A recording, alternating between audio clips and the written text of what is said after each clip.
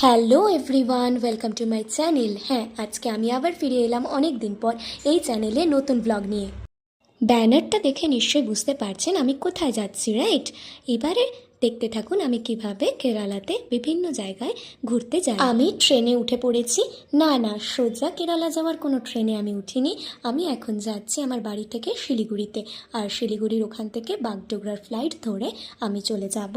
না না, আগেই আমি সবটা বলে দেব না, একটু সাসপেন্স থাকুক আমি কোথায় যাচ্ছি আর কিভাবে যাচ্ছি। আমি যখন দেখাচ্ছি ট্রেনের থেকে সিনসিনারিগুলোও কত সুন্দর, তাই না বলুন?